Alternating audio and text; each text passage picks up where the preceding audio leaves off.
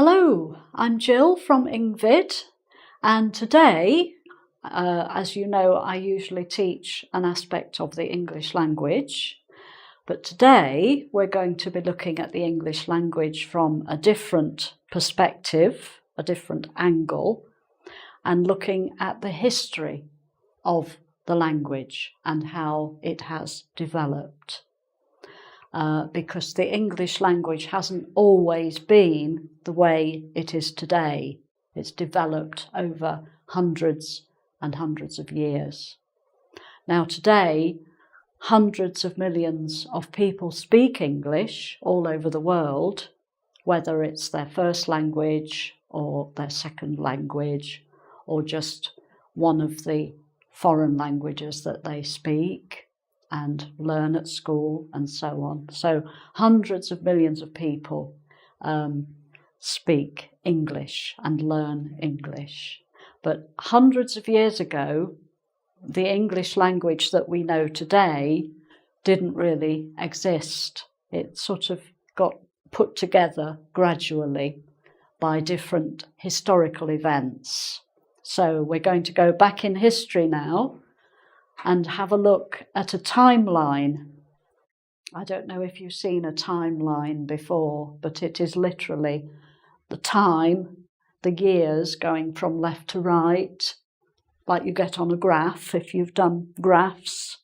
And the time goes across along the line, so the different developments that happened can be shown on that line. So we're starting here in 55 BC, hundreds of years ago, and we're coming up to, well, beyond, we have 1066 here, but because I ran out of space on the board, the time went on for such a long time, I couldn't get all the centuries in, but I will still tell you about them.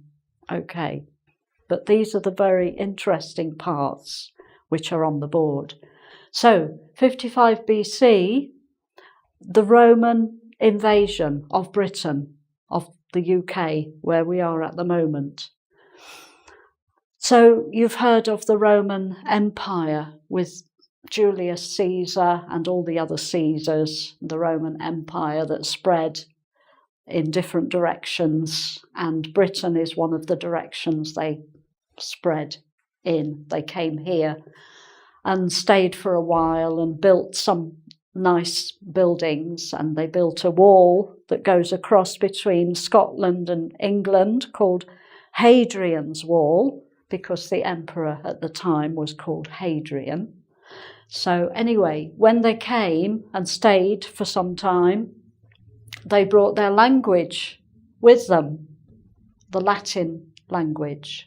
Okay, and the Latin language, it's called a dead language today, but it has influenced so many other languages, especially in Southern Europe.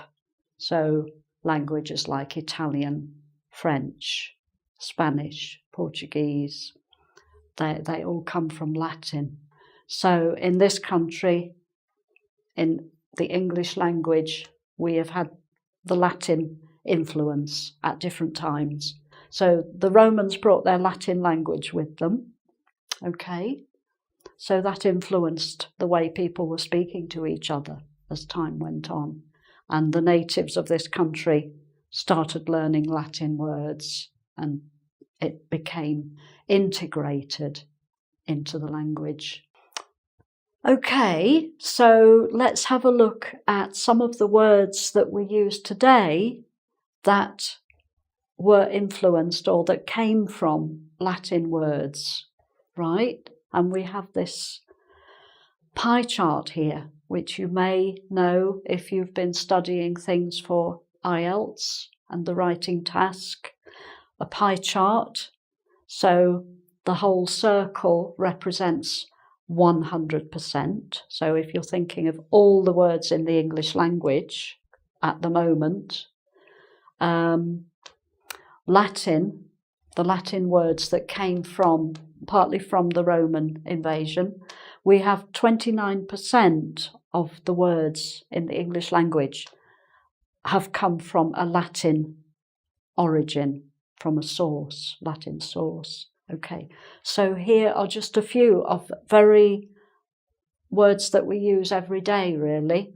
Words like human, animal, dental, to do with the teeth, decimal, which is to do with the fingers, because we have 10 fingers, decimal, and digital, also fingers.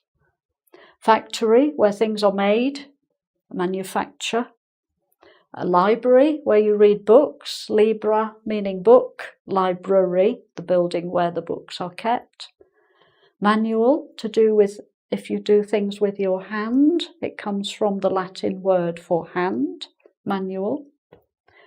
Lunar, to do with the moon, because the Latin word for the moon was luna.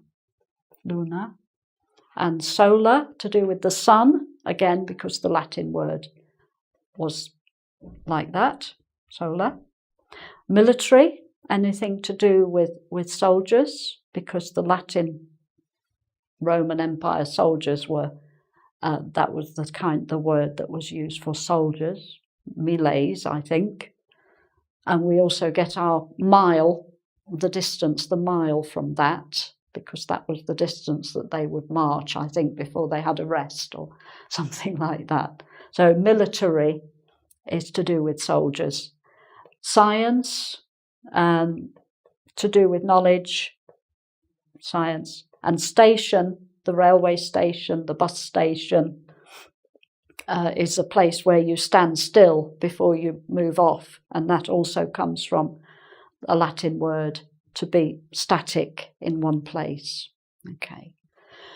Okay, so that's the Latin.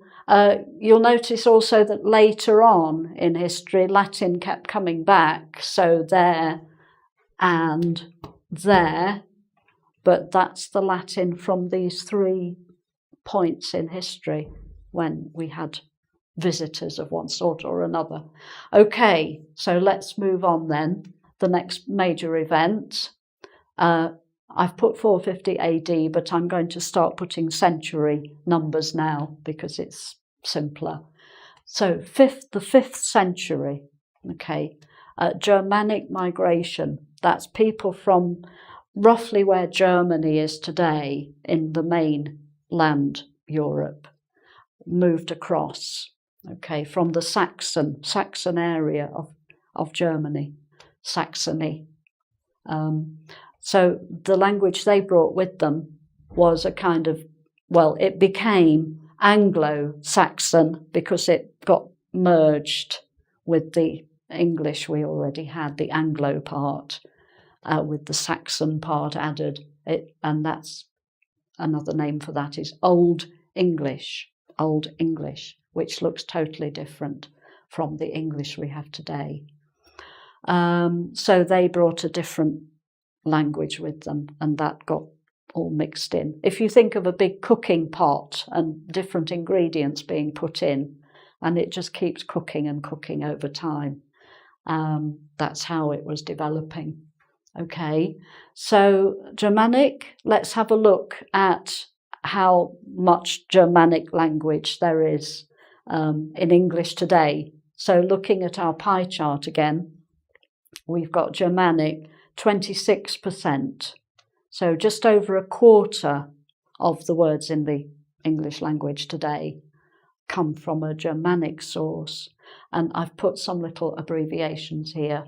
Old English, Middle English, Old Norse, and Dutch. These are all roughly the sort of from the Germanic area. And the Dutch words as well are all mixed in there too, because Holland isn't that far away either. Okay, so let's just see a few examples of the Germanic words. They're often quite short words and words we use every day, like above, again, and apple, bad and good, cake, eat and drink, parts of the body, especially eye and feet and arm, boy and girl. These are all the Germanic type of words. House, hand, bread, so parts of the body, food, all of that kind of thing. Okay, so that's that one. So moving on, in the 6th century, before this, we had been what you call a pagan country, sort of pre-Christianity. In the 6th century, St. Augustine came and started converting people to Christianity, okay?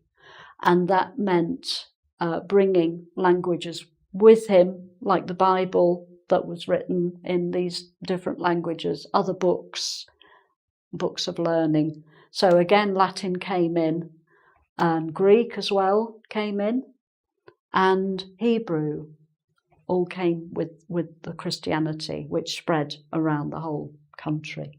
So we've covered Latin already. Let's just have a look at Greek in our pie chart to see how much influence that has had on the language today. So looking at Greek, it's actually quite small, just 6%.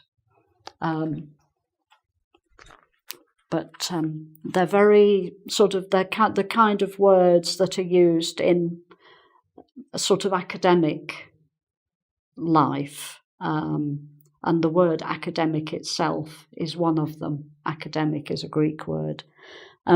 Android, if you have an Android mobile phone, you wouldn't believe that it had come from an old Greek word, but it has, Android. Okay, a word like basic, cinema even, climate, democracy, economy, geography, history, idea, because philosophy, thinking, ideas is very important, and Greece had a big influence on that. Politics and technology all come from Greek. Okay, Hebrew we don't have unless it's included under other, one of the other influences, which is another 6%. Okay, so moving on to a period when we had some more invasions, and it wasn't the Romans this time, it was people called the Vikings who came from Scandinavian countries. So that's Norway, Sweden, Denmark, and they came across the sea and invaded. And it wasn't just one invasion, it happened over 3 centuries, from the 8th to the 11th century. So the Viking invasions, and they brought their Scandinavian languages with them. Old Norse is one of them. And as I said earlier, from this Germanic migration, this was another sort of input into the Germanic types of languages that we have. That's why we've got 26%, because there was such a lot coming in, a lot of words there. Okay, right, so moving on again to this is 11th century as well, 1066, which is a big date in English history, the Norman invasion. And if you know the area called Normandy in northern France, there's a connection there. So the Normans were French, and they invaded, they came across the Channel, they had a big battle near the south coast of Britain, and they won, so they took over. So the Norman invasion, that brought French for the first time, and some more Latin again, because anyway, French developed from Latin, so it was a mixture of that. But French for the first time, they're French that had developed from Latin, as well as Latin itself. So let's have a look at some of the words we use in English today that came from French sources. Okay. So food, French people love food, and a lot of words for food came in. So beef, pork, and veal all come from French words. Okay.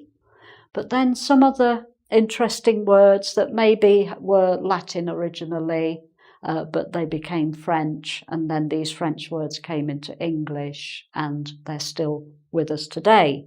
Words like continue, liberty, justice. So a lot of legal language, words to do with the law, come from French. So liberty, justice, journey. If you go on a trip, a journey, it comes from a French word. People comes from a French word for people. And even the little word very, when you say, oh, that's very nice, very just is the French word for true. So it means truly, truly nice. That is truly nice. That is very nice. So a little word like very comes from the French word for true. Okay. Right, so we've covered Latin, French, Germanic, and Greek, and we've come up to 1066, but of course the English language didn't stop developing then. As I said, I ran out of space, but other things happened. For example, in the 15th century, 16th century, people started exploring the world, going off in ships and finding other countries, finding places like America that they didn't know was there before, Christopher Columbus. Also going the other way, and the Portuguese, for example, found India and China. So people explored. So from the English point of view, we had explorers who went off and found things and came back. And that also influenced the language because, for example, we got tobacco and potatoes from America. So the words for those things were new. Okay. And then 18th, 19th century colonialism, British Empire, Britain became involved politically in other countries. Then eventually the British Empire ended. We now have the Commonwealth instead. And now in the 20th, 21st century, the language is still developing. We've got the internet. The speed of travel, it's very easy to get on a plane and travel thousands of miles and go to another country. So words keep coming back from other countries. For example, so looking at from the British Empire onwards, a lot of Asian words from the Middle East and the Far East, like balcony, and bangle, a bangle that you wear around your wrist, bangle. A bungalow, that's a house which is only one story. A bungalow, we have quite a lot of those in this country. A guru from India, someone who you go to for advice and help, guru. A kiosk. Pyjamas that you wear in bed at night to sleep in. Pyjamas are from an empire country. Sandals that you wear on your feet, sandals with spaces in between for hot weather. And even shampoo that you wash your hair with. Shampoo is a foreign word from one of the empire countries. And finally, so we were talking about the internet and technology. If you're doing the housework and hoovering the carpet, we also say vacuuming the carpet because you use a vacuum cleaner. But one of the major brands of vacuum cleaner is the Hoover. and that was the name of the maker, the Hoover. But that word has now become a verb, to hoover and hoovering. Okay, so names count for about 4% in the English language. So Hoover, and more recently Google. We all use Google, and now there is a verb, to Google. So I am Googling something. So, no, sorry, not like that. That's hoovering. I'm Googling something. So those are just two examples of names that are now part of the English language, and it's changing all the time still. So, but it's a fascinating language to study, as I hope you agree. So I hope that's been interesting for you, a bit of history. And there is a quiz on the website, ingvid.com. So I hope you'll go and give that a try. And so that's all for today, but come back soon and we'll have another lesson for you. Okay, thank you. Bye.